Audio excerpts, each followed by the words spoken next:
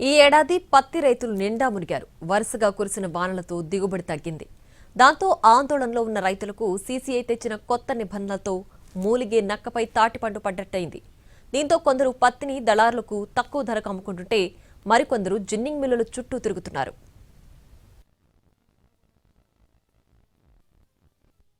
ఉమ్మడి మెదక్ జిల్లాలో పత్తి రైతుల బాధ వర్ణనాతీతంగా మారింది. ఆరుగాలం కష్టపడి పండించిన పంటను ప్రభుత్వ మద్దతు ధరకు అమ్ముకునేందుకు నానా అవస్థలు పడుతున్నారు. సీసీఐ తీసుకొచ్చిన నిబంధనలు రైతులకు శాపంగా మారాయి. దీంతో చేసేదేమీ లేక దళారులను ఆశ్రయించి తక్కువ ధరకు పత్తిని అమ్ముకుంటున్నారు. ఇప్పటికే అధిక వర్షాలతో పంటంతా పాడైపోయింది. దిగుబడి తగ్గింది, పెట్టుబడి పెరిగింది. పెట్టిన పెట్టుబడి మాత్రం డబ్బులు వచ్చినా చాలన్న ఆశతో ఉన్నారు రైతన్నలు. పొద్దున 9 గంటలకు వచ్చిన 9 గంటలకు వస్తే చూసిండు, మ్యాచర్ పెట్టలేదు, బాగాలేదు అన్నాడు. సార్ రావాలి అన్నాడు. సార్ వచ్చిందా కూర్చున్నాం మీటింగ్లో అన్నాడు. మీటింగ్ అయిందాక వచ్చినాం. సార్ వచ్చిందాక వచ్చినాం, బతిమిలాడినాం. పత్తి బాగాలేదు తీసుకొని అంటున్నాడు. పత్తికి ఈసారి మద్దతు ధర 8,110 రూపాయలుగా సీసీఐ ప్రకటించింది. తేమ శాతం 8 నుంచి 12 ఉండాలని కండిషన్ పెట్టింది. అలాగే గింజ పొడవు, తేమను బట్టి ఈ రేట్లో మార్పులు ఉంటాయని సీసీఐ పేర్కొంది. మరోవైపు పత్తి కొనుగోళ్లకు కపాసా కిసాన్ యాప్ తీసుకొచ్చింది. ఈ యాప్ ద్వారానే పత్తి అమ్మకానికి స్లాట్ బుక్ చేసుకోవాలని చెప్పడంతో రైతుల్లో గందరగోళం నెలకొంది. చాలామంది రైతుల దగ్గర స్మార్ట్ ఫోన్లు లేకపోవడం, వారికి ఆ యాప్పై అవగాహన లేకపోవడంతో కొత్త సమస్య వచ్చింది. ఒకవేళ స్లాట్ బుక్ చేసుకున్నా విడతల వారీగా పత్తి అమ్మాల్సి వస్తుందని చెబుతున్నారు. చదువుకున్న వాళ్ళకేమో పెద్ద ఫోన్ ఉంటేనేమో అవి సీసీఐ అది అవుతుంది. ఇక మాకు చదువురాని వాళ్ళకు పెద్ద ఫోన్లు లేని వాళ్ళకు అవి వస్తే మేము ఏమి చేయగలుగుతాం.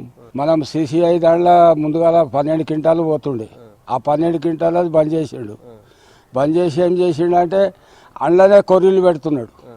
జిన్నింగ్ మిల్లుల దగ్గరకు పత్తిని తీసుకువెళితే తేమ శాతం పేరుతో సాకులు చెప్పి తీసుకోవడం లేదంటున్నారు రైతులు. దీంతో మిల్లుల వద్ద రైతులు ఆందోళనలు చేస్తున్నారు. ఇటు సీసీఐ కొనుగోళ్లను బంద్ చేస్తామని జిన్నింగ్ మిల్లుల యజమానులు ప్రకటించడంతో రైతులకు టెన్షన్ మొదలైంది. ఇదే అదనుగా ప్రైవేట్ వ్యాపారులు పత్తి ధరను మరింత తగ్గిస్తారని రైతులు ఆందోళన చెందుతున్నారు. పత్తి తీసుకొని వచ్చినాం, సీసీఐ కానీ పత్తి తీసుకొచ్చినాం. తీసుకొస్తే పత్తి బాగాలేదని డైరెక్ట్ మ్యాచర్ కూడా పెట్టలే, ఏం పెట్టలే, డైరెక్ట్ చూసే పత్తి బాగాలేదని అన్నారు. మ్యాచర్ కూడా చెక్ చేయలేదు నాకు ఇప్పటివరకు. ఇంకేంటంటే నాకు ఎకరాకు 12 క్వింటాలు వండాల్సింది కూడా 4 క్వింటాలు వండింది. ఆ పత్తి కూడా తీసుకోకపోతే నేను ఎక్కడ పోలే, ఎవరికి అమ్మాలి? సీసీఐ అధికారులు ఇప్పటికైనా కొర్రీలు లేకుండా పత్తిని కొనుగోలు చేయాలని రైతులు డిమాండ్ చేస్తున్నారు.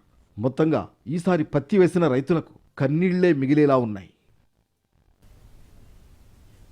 పండించిన పంట అమ్ముకునేందుకు అవస్థలు పడుతున్నారు రైతులు. మొన్నటి వరకు పల్లి, వరి రైతులు పంట అమ్ముకునేందుకు ఇబ్బందులు పడగా ఇప్పుడు మొక్కజొన్న రైతుల వంతైంది.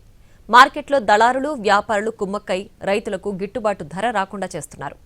దీనికి సంబంధించి మరింత సమాచారాన్ని మా ప్రతినిధి అహ్మద్ అందిస్తారు. ఆరుగాలం కష్టించి పండించిన అన్నదాత తమ పంటని అమ్ముకోవడానికి నానా అవస్థలు పడాల్సి వస్తుంది. మొన్నటి వరకు వరి, పల్లి రైతులు మార్కెట్లో అడ్డికి పావుసేరు అన్నట్లు తమ పంటని అమ్ముకోగా ఈసారి మొక్కజొన్న రైతుల వంతైంది. మనం ప్రస్తుతం జడ్చర్ల మార్కెట్ యార్డ్లో ఉన్నాము. ఈ మార్కెట్కి మొక్కజొన్న పెద్ద ఎత్తున వస్తుంది. గడిచిన వారం రోజుల నుంచి రైతులు తాము పండించినటువంటి మొక్కజొన్న పంటని తీసుకొచ్చి ఇక్కడ అమ్ముకుంటున్నారు.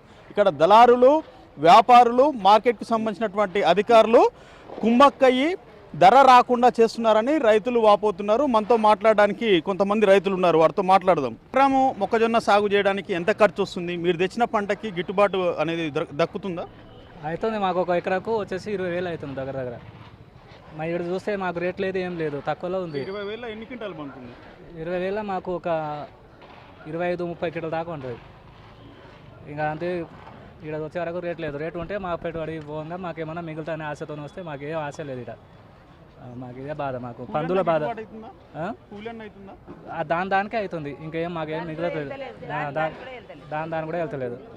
అమ్మ, మీరు ఎక్కడి నుంచి వచ్చారు? ఎంత పంట తెచ్చారు? రేట్ ఎట్లా ఉంది? మీకు ఎంత ఖర్చు అయింది? నాకు 50,000 ఖర్చు అయింది నాయన 3 ఎకరాలకు. మా కూలీలుగా సరిపోతుంది, మాకు ఏం వెళ్తలేదు. మాకు ఇంత కూడా మిగులుతలేదు. మంచి రేట్ ఇస్తున్నావు అంటున్నారు. ఏం రేట్లు లేదు, బోకర్లు తింటున్నారు, మాకు మోసం చేస్తున్నారు. మాకు ఏం లేదు. మా కూలీలకు ఇగో ట్రాక్టర్ ఆయనకు దున్నడానికి కూలీలుగా సరిపోతుంది. మాకు 1 రూపాయి మిగులుతుంది నాయన, ఏం మిగులుతలేదు. రేటు ఉంది చెప్తున్నారు కానీ మాకేం రేట్ లేదు. కూలీలకు 500, 600 కూలీలు అయ్యి, ట్రాక్టర్లకు దున్నేనికి, పందులకు మందులు కొట్టేనికి ఒక సూడీల సీసా తీసుకొని మందు పోయాలి మక్క చేను వేస్తే నరాలంతా వెళ్ళిపోతుంది. ఇంకా కూలోలో తీసుకొని ఒక దంటుకు మందు పోయాలి, అది పండుతుంది. లేకుంటే పురుగే తినిపోతుంది. పిండి వేసుకోము, యూరియా వేసుకోము, దానికే వెళ్తలేదు, నెత్తి మీద పడుతుంది సార్. మాకు రైతులకు మూచి తీసుకుంటున్నారు కానీ మాకేం లాభం లేదు.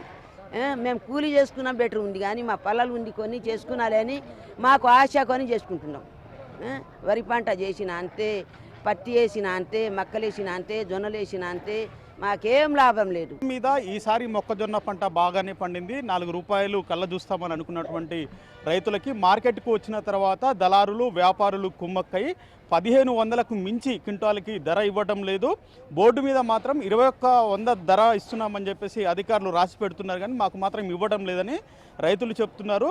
ప్రభుత్వము దీనిపై దృష్టి సారించి దళారులను నివారించి తమకు గిట్టుబాటు ధర దక్కేలా చర్యలు తీసుకోవాలని చెప్పేసి జడ్చర్ల మార్కెట్ యార్డ్లో రైతులు కోరుతున్నారు. సందీప్తో హైమాద్, ఎన్టీవీ, జడ్చర్ల నుంచి.